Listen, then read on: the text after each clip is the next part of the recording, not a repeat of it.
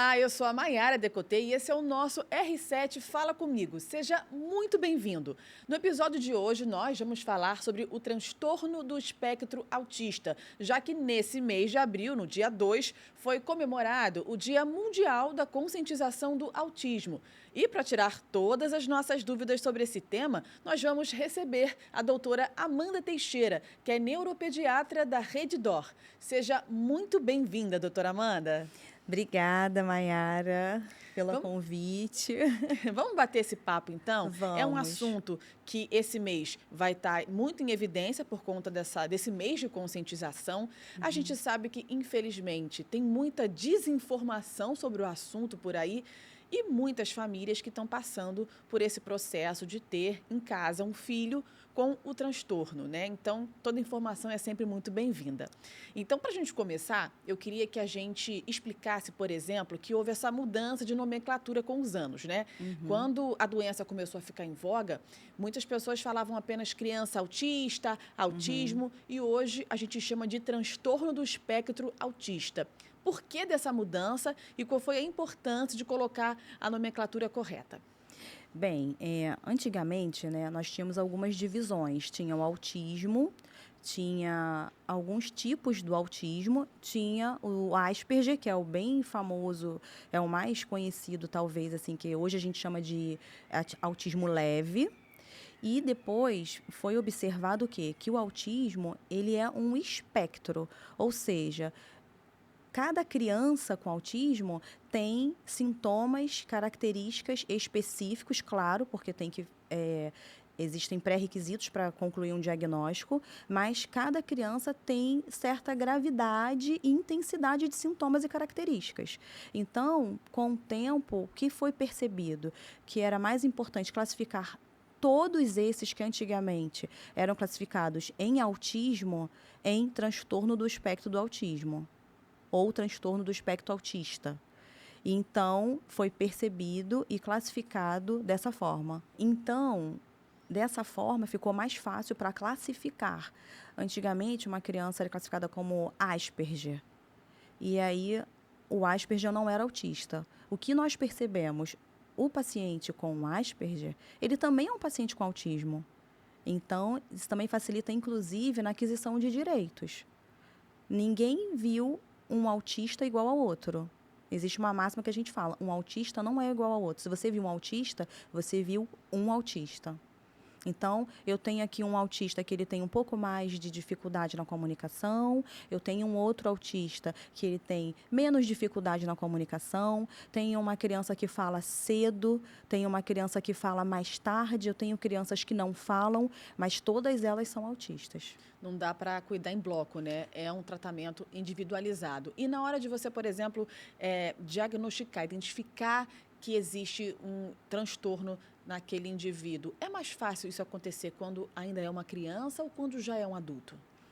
Então, no adulto, os critérios usados ainda são os mesmos, mas o que acontece? Muitas vezes o adulto, assim, as características e sintomas, elas vão melhorando conforme a idade vai aparecendo. Então, você vai aprendendo experiências ao longo da vida, fazendo a socialização, e aí você acaba melhorando e mascarando se você tiver uma inteligência boa. Muitos adultos hoje são diagnosticados tardiamente, porque antigamente nós não tínhamos tanto acesso a telas, nós vivíamos nas ruas brincando, você ficava ali o tempo inteiro com as outras crianças. Então, aquele indivíduo que era um pouco diferente, ele era tido como estranho, ele sofria bullying dos colegas que a gente nem sabia que era bullying, nem era tão falado e discutido esse assunto também. E aí você ia só sobrevivendo. E aí hoje muitas pessoas também foram classificadas, diagnosticadas como depressivas, como transtorno bipolar. E aí quando você vai ver, na verdade, era uma pessoa com autismo. E isso no adulto. Só que para você diagnosticar, você tem que ter os critérios lá da infância. Então, às vezes, é mais difícil, pode ser mais difícil diagnosticar um adulto, por quê? Porque quem vai me contar da infância daquele adulto? Nem sempre o adulto vai lembrar. Geralmente a gente faz a entrevista, a anamnese, as perguntas com os pais. Então, assim, hoje a gente consegue, claro, diagnosticar. Eu não trato, não atendo adultos, né? Mas dependendo do grau, do nível de gravidade, de características que o paciente, né, que o indivíduo apresente, é mais fácil de você identificar na primeira infância. E um diagnóstico precoce sempre é muito importante para que você consiga já colocar essa criança, no caso, né, em tratamento o quanto antes para que ela possa ter uma vida minimamente normal, que ela consiga conviver com aquilo, principalmente no seio da família, né? Diagnosticar de forma precoce é sempre melhor, né? Sim, o diagnóstico precoce e a intervenção precoce são fundamentais. Eles mudam vidas, eles salvam vidas, terapias salvam vidas, entendeu? Quando uma criança é diagnosticada com 2 anos e ela começa uma intervenção aos 2 anos, ou mesmo antes de ser diagnosticada, ela começa uma intervenção apontando assim, os atrasos que essa criança apresenta, essa criança tem muito mais facilidade de ganhar, de ficar bem, do que uma criança que é diagnosticada com 7, 8 anos. Com certeza. E existe algum sinal de alerta que possa chamar a atenção dos pais, dos cuidadores, para que aquela criança possa estar. Vai ver, ela está desenvolvendo o transtorno, mas quem não conhece não consegue identificar de cara. Mas tem algum comportamento que chame mais atenção, que já é o sinal de alerta que os pais, os cuidadores precisam para procurar um médico? Sim, o que a gente mais recebe no consultório hoje, que é o que os pais primeiro percebem, é o atraso de linguagem. É uma criança que não adquiriu fala até 1 ano e 6 meses e às vezes chega lá com 2 anos, 3 anos e ainda não tem linguagem verbal. E é o que mais chega para a gente, tá? E é o mais fácil de perceber. Alguns outros sintomas e características não são percebidos tão facilmente. Mas o atraso de fala, ele chama muita atenção. Qualquer pessoa percebe que uma criança não está falando quando ela já deveria estar falando. E uma vez que os pais identificam isso, procuram um médico para tratar do transtorno, o mais eficaz hoje em dia, o que é mais utilizado, são essas terapias, né?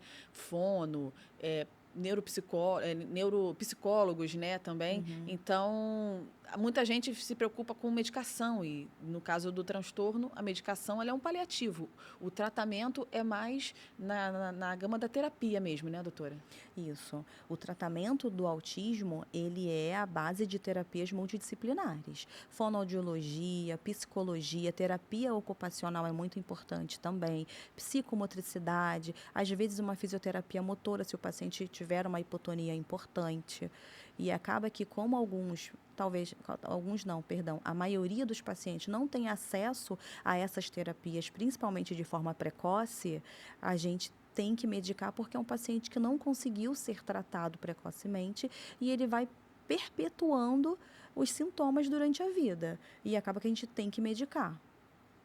Em relação aos níveis, né? Por muito tempo, as crianças, os jovens que são diagnosticados com o transtorno, eles foram classificados em nível, entre um nível mais difícil, um nível mais complicado, nível 1, nível 3, e isso vai mudar daqui para frente, né? Eu queria que a senhora explicasse para a gente como acontece essa diferenciação dos níveis de manifestação da doença nas pessoas e por que vai acontecer essa mudança. Então, hoje o que a gente mais fala é sobre níveis de suporte. Quando se ouve, o paciente é nível 1, nível 2, nível 3, a gente fala sobre nível de suporte. O que é isso? A necessidade que o paciente tem de ajuda no dia a dia. Um paciente nível 1 de suporte é um paciente que consegue fazer tudo sozinho, as suas atividades diárias sozinho, apesar de ser uma pessoa com autismo, ou com pouco suporte, com pouca ajuda e pouco direcionamento. O paciente com nível 2 de suporte, ele precisa de ajuda para realizar as suas atividades.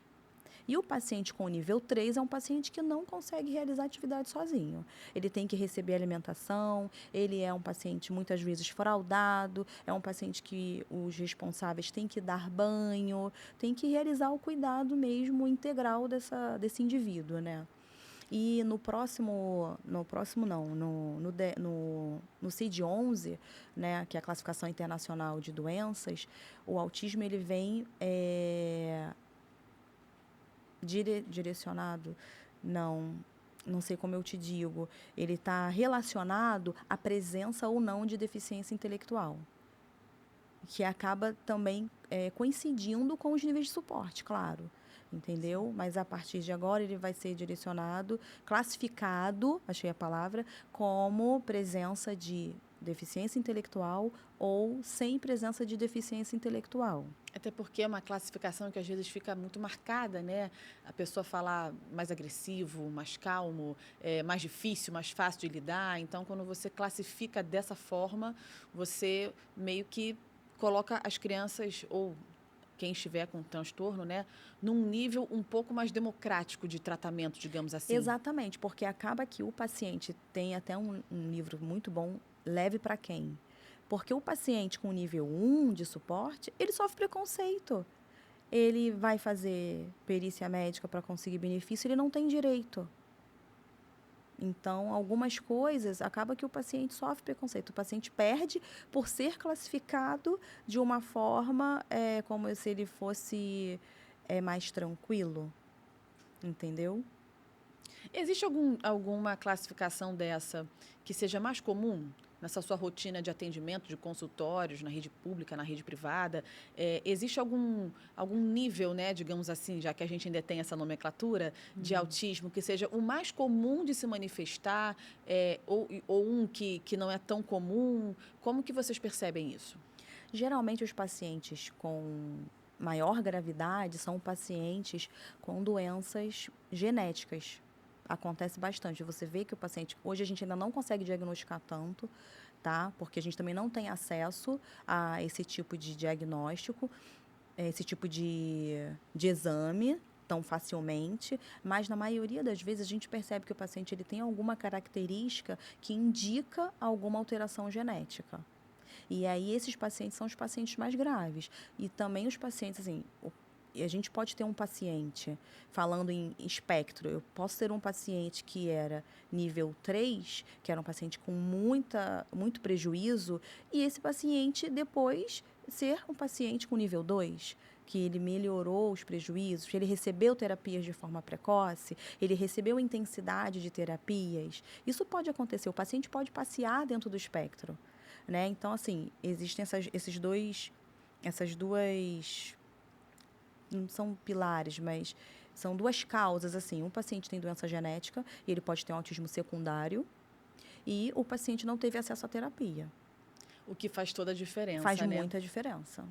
Então, quando você recebe, às vezes, um paciente num estado um pouco mais preocupante e ele consegue ter acesso a isso tudo, você consegue, digamos, cair essa classificação, porque ele está respondendo àquele tratamento, né? Na maioria das vezes, sim. Claro, eu conheço pacientes que tiveram muito apoio, muito suporte, mas tem um autismo grave até porque você percebe, por perceber que é uma questão genética, entendeu? Mas a gente tem muitos pacientes, na maioria dos pacientes, o paciente ele conseguiu intensidade cedo, é intensivo e precoce. Ele conseguiu, ele vai evoluir bem. Na maioria das vezes, ele vai evoluir bem. E o que a gente vê de paciente comprometido, com dificuldade de aprendizado, com prejuízo nas atividades básicas do dia a dia, que a gente chama de AVDs, são pacientes que não têm acesso à terapia, que infelizmente a maior parte dos nossos pacientes não tem. Vamos falar agora, doutora Amanda, desse número, né, de pessoas sendo diagnosticadas com o transtorno. A gente sabe que esse transtorno, essa doença, sempre esteve presente por aí, mas de uns tempos para cá a gente tem percebido um aumento nos diagnósticos, no número de casos, por exemplo. A que se deve isso, né? De um momento para o outro, a gente começar a perceber uma quantidade muito grande de crianças, jovens, até adultos, sendo diagnosticados com autismo. Também é um fator conjunto. Primeiro, que realmente estão acontecendo mais casos. Estilo de vida, tem vários estudos no mundo todo tentando identificar o que está acontecendo, o que pode estar acontecendo ainda lá na gestação, que se é hereditário. Na maioria das vezes a gente percebe assim, que a família tem algum responsável, algum dos genitores, que tem alguma característica que não se expressou tanto. E hoje também a gente tem mais acesso à informação e acesso ao atendimento. Então, são duas causas, né? Assim, existe mais acesso, a peneira está mais fininha. Antigamente, uma criança que era diferente, ela ficava lá, sofria bullying, ela ia sobrevivendo, como eu falei antes, né? E muitos adultos hoje são diagnosticados tardiamente. Enquanto que hoje não. As escolas chamam as famílias, o vizinho fala, o amigo fala. Você vê uma criança com autismo. Quando eu era criança, eu não lembro de conhecer uma criança com autismo. Nem eu. Na Eu convivência não lembro de escolar, no meio conhecer, familiar. eu não lembro de ver uma criança com autismo na rua. Aí, assim, os mais graves ficavam dentro das suas residências com a família ou internados. Hoje não. O que era muito grave, né? Porque não Isso tinha aí. acesso ao tratamento, ninguém conhecia como cuidar. E a criança Exatamente. sofria ainda mais, né? E muitos não tinham diagnóstico. Mas eu não lembro de ouvir na minha infância, aquele amiguinho tem autismo. Não lembro da minha educação infantil, ensino fundamental. Eu não lembro de uma criança atípica na minha turma. Era muito mais raro, né? Mas então quer dizer Sim. que pode existir um fator biológico que pode determinar ou ajudar a entender como que aquela criança chegou, né? Como que ela manifestou o transtorno, por exemplo. O fator biológico também é levado em conta? Sim, alguns medicamentos usados na gestação também podem causar, causam aumento no risco de autismo no feto. Como, por exemplo, tá? porque muito me interessa saber durante a gestação, já que eu estou gestante, né? Que tipo de medicamento pode ser esse? Assim, anticonvulsivantes. O valproato de sódio, por exemplo, é um medicamento que, quando é usado para epilepsia, para transtorno do humor, então a gente toma muito cuidado quando a gente está ali com um paciente já adolescente que está começou a namorar, a gente tem que tomar cuidado, a gente tem que trocar. O paciente não pode fazer uso se o paciente está em idade fértil. É um dos exemplos, entendeu?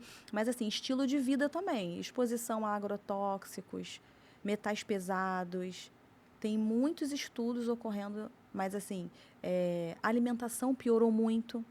Verdade. A gente come muito mais ultraprocessados. Tem vários estudos em pontos diferentes, assim, tentando descobrir o que pode estar causando esse aumento. Mas esse aumento, ele é real. Essa coisa de falar autismo está na moda, não, gente, autismo não está na moda.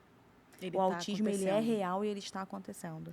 E aí, doutora, voltando um pouquinho no que a gente já conversou, mas para deixar bem claro, existe diferença desses transtornos, né? A senhora comentou agora que, inclusive, a classificação vai mudar porque pode nem ser autismo, né? Podem ser outras doenças. Então, como, por exemplo, diferenciar e identificar que aquela criança que apareceu com aquele comportamento específico pode ser autismo ou pode ser um outro transtorno, né? Existe algum fator que seja ali determinante para que o diagnóstico seja feito de forma mais precisa? É autismo? Não é? É uma outra doença? Uhum.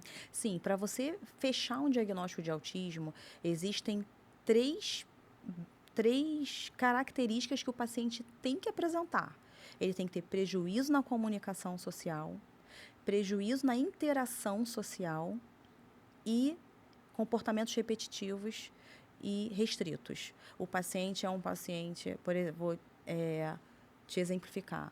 É uma criança, pensando em crianças, que só quer usar roupa do Homem-Aranha, só quer usar utensílios do Homem-Aranha, só quer assistir o Homem-Aranha, ele quer todos os bonecos do Homem-Aranha, quer ver todos os filmes do Homem-Aranha, e aí, às vezes, tem um hiperfoco com dinossauro, chama de hiperfocos, interesses restritos. Então, assim, o paciente, ele tem hiperfocos. Ele gosta só de patrulha canina, ele gosta de alguns pontos específicos. É um paciente que ele tem um atraso de linguagem, na maioria das vezes, mas ele pode começar a falar muito cedo e ter um prejuízo na comunicação. E isso confunde muito. Às vezes a gente tem um paciente que ele começa a falar muito cedo e aí a família acha, não, meu filho não pode ser autista, ele começou a falar com 9 meses. E depois o comportamento dessa criança muda, né? Sim. Ou ela tem esse comportamento, ela pode continuar falando, iniciar a fala muito cedo e continuar falando muito bem e ser autista. E ter um prejuízo na comunicação, não só um prejuízo de fala, de linguagem especificamente. E um que chama muita atenção também, né, que a gente fala muito, é a interação social. uma criança que não tem interesse em outras crianças, que não fica bem em lugares cheios, que não gosta de uma festa, fica incomodada, Sim. E entendeu? aí, esses fatores, essas características, elas são determinantes, às vezes, para você dar um diagnóstico ou de autismo ou de uma outra doença, quando se manifesta de uma outra forma, né? Sim, por exemplo, um atraso de linguagem, um atraso de fala. Quando o paciente cursa com atraso de fala, existem várias causas para atraso de fala. Deficiência auditiva, deficiência intelectual, autismo. Então, assim, o paciente pode estar com atraso de fala e ele pode ter uma comunicação, ele pode não falar, mas ele pode ter uma intenção comunicativa muito boa. É um paciente que você vê que ele quer se comunicar com você. Sim. Mutismo seletivo também é muito confundido. É uma criança que ela não fala na rua, em lugares diferentes, mas em casa ela fala muito, conversa tudo. Então, estar atento ao comportamento da criança faz toda a É diferença na hora fundamental. de procurar um tratamento específico e diagnosticar de forma correta, né? Sim. E sempre lembrar desses 3 pontos: prejuízo da comunicação, prejuízo da interação social, comportamentos restritos e repetitivos. Vamos voltar a falar sobre números, doutora Amanda, Vamos? porque a gente sabe que um ambiente de casa é muito importante, mas o escolar também é fundamental no dia a dia da criança que tem o transtorno do espectro autista, né? A gente tem uns números aqui que mostram, por exemplo, que em 2017, não faz tanto tempo assim, pouco mais de 100 mil crianças foram diagnosticadas com autismo e matriculadas em escolas públicas aqui no Brasil. O tempo se passou, então, recentemente, a gente viu que esse número de 100 mil pulou para 600 mil crianças matriculadas na rede pública e que são matriculadas já com esse diagnóstico do autismo. E aí, quando isso acontece, ela precisa de um tratamento diferenciado no colégio, precisa ter ali alguns profissionais à disposição dela para que ela consiga desenvolver o estudo dela ali, e essa não é a realidade de muita gente. Tem uma lei hoje em dia que protege essas crianças, as escolas são proibidas de recusar a matrícula de crianças diagnosticadas, né, com o transtorno, Uhum. mas, ao mesmo tempo, não tem toda a estrutura necessária para atender essa criança. Então, eu queria que a senhora falasse para a gente primeiro sobre a importância de ter uma escola à disposição dessa criança preparada para recebê-la, com tudo que ela precisa para se desenvolver ali, o que acaba gerando, às vezes, receio nos pais de matricular essas crianças nas escolas, porque sabem que lá elas não vão ter acesso a muita coisa do que elas precisam, né? Então, ainda é um cenário preocupante, né, doutora? Muito preocupante. Primeiro, assim, vale ressaltar que é um direito da criança a presença do mediador em sala de aula e é um dever da escola. Se a escola tem uma criança atípica, ela tem que fornecer esse mediador. O mediador, ele é uma peça fundamental em sala de aula.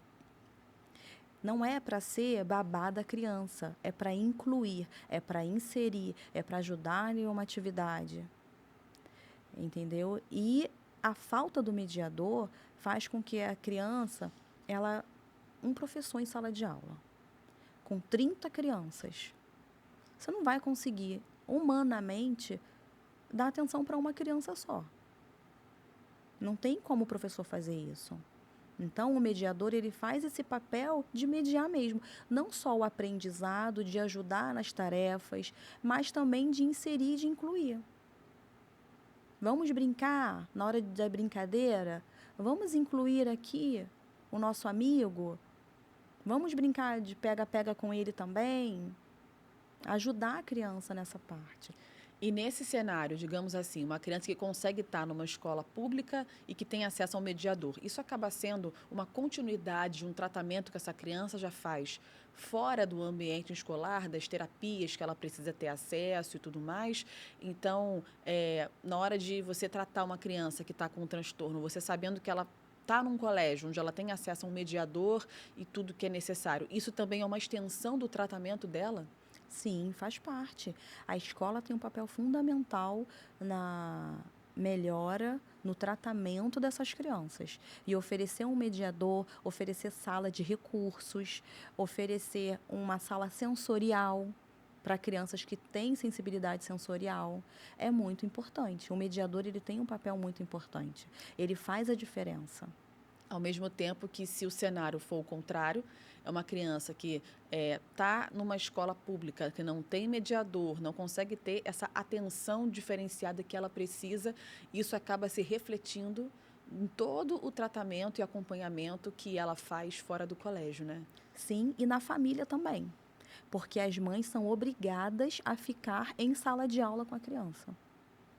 Muitas mães são obrigadas a permanecer em sala de aula com a criança atípica. E aí a gente esbarra numa outra realidade que eu sei que é de muitas mães que estão até assistindo a gente nesse momento, que passam por isso na família, que é, eu tenho outros filhos, eu preciso dar atenção para eles, mas eu também, esse aqui está precisando muito mais de mim. Como a gente já comentou anteriormente, tem famílias que acabam se desfazendo numa situação como essa, os pais às vezes vão embora, aí a mamãe solo, ou tem o pai presente, mas ele não consegue estar presente fisicamente porque tem que trabalhar e sustentar aquela família. É toda uma gama familiar aí que é mexida por conta do tratamento que essa criança precisa ter acesso, né? Uma realidade de muita gente e que não é o cenário ideal para cuidar dessas crianças, infelizmente. Sim, as mães ficam muito sobrecarregadas. Muito sobrecarregadas. E o que acontece também é evasão. Às vezes é uma criança que é mais comprometida, que ela talvez não consiga aprender da forma típica, acompanhar a turma, mas é uma criança que vai para socializar. A escola tem um papel importante na socialização. Então, assim, mesmo que a criança tenha transtorno de deficiência intelectual, do déficit intelectual, e a criança não consiga aprender a ler e escrever, a criança pode aprender outras coisas. Ela pode aprender a conviver, ela pode socializar com os amiguinhos. E é um momento importante e também a gente cai num outro ponto que as mães não são preparadas para isso. Muitas mães estudam, buscam informação, mas a escola tem o papel também de oferecer um mediador que seja treinado, que seja preparado, que tenha cursos, que a escola tem que oferecer isso para o profissional. E olha a importância de ter um mediador com essa criança, né? Alguém que está Sim. treinado e especializado para cuidar de uma criança que precisa desse tipo, Sim. que tem esse tipo de necessidade, né? Eu queria que a senhora falasse um pouco mais sobre a importância do mediador, né, nessa caminhada da criança no cuidado com o autismo. Sim, o mediador, ele é uma pessoa que ele está ali para gerir crises, porque as crianças podem se desregular. Uma criança com sensibilidade sensorial, ela pode ficar super incomodada com os gritos de outras crianças, com aquela falatório de criança turma cheia, criança conversando, brincando. O mediador, ele está ali para ajudar a ensinar, para ajudar a inserir, para incluir, para trabalhar essa questão sensorial, para organizar a criança ali dentro do ambiente escolar, na hora da comida, na hora do lanche. E também, daí eu vejo a importância da gente ter um mês de abril como esse, né, doutora? Um Sim. mês voltado para a conscientização, para que as pessoas possam buscar cada vez mais informação sobre a doença, sobre como lidar com essas famílias, com essas crianças, os adultos poderem ter a consciência de que toda aquela confusão que ele viveu a vida inteira, ele pode procurar um especialista que vai ajudar nesse tratamento, né? Então, sim, a gente está finalizando o nosso papo, mas eu acho importante a gente deixar registrado aqui que um mês de conscientização, campanhas, falar mais sobre isso, ter mais acesso à informação é super importante para a gente poder trazer essas pessoas para perto e conviver com a gente em harmonia, né? Sim, é muito importante, porque hoje, ao contrário de nós, quando éramos crianças, se você não tem uma criança autista no seu condomínio, na sua rua, você tem na sua família, você vê na escola do seu filho, os autistas, eles estão aqui e a gente precisa cuidar deles, incluir sobre o papel da escola. Inclusão não é você pegar uma criança atípica e colocar em uma sala com 20 crianças típicas. Inclusão não é só isso, né? E o mês de abril ele é muito importante para a conscientização, para divulgação de informação, porque a gente tem que ter muito cuidado também com divulgação de informação errada. Então, é muito importante para as mães que têm um filho com autismo buscar informação. Tem muita informação boa na internet. Tem muita coisa que vale a pena. Claro, a gente tem que tomar cuidado, tem que saber filtrar. Mas o mês de abril ele é muito importante para nós, enquanto profissionais, para mim, como profissional da neurologia que trabalho com autismo, e também como mãe atípica. É muito importante para as famílias atípicas, né? Esse reconhecimento, divulgação. E foi isso que a gente fez aqui, né, doutora Amanda? A gente fez um papo com bastante informação, porque hoje isso é determinante para que as pessoas possam conversar sobre isso, se informar cada vez mais e informação correta, que é sempre muito importante, né? Então, eu agradeço aqui a sua presença, porque nesse mês é o mês de falar bastante sobre isso também.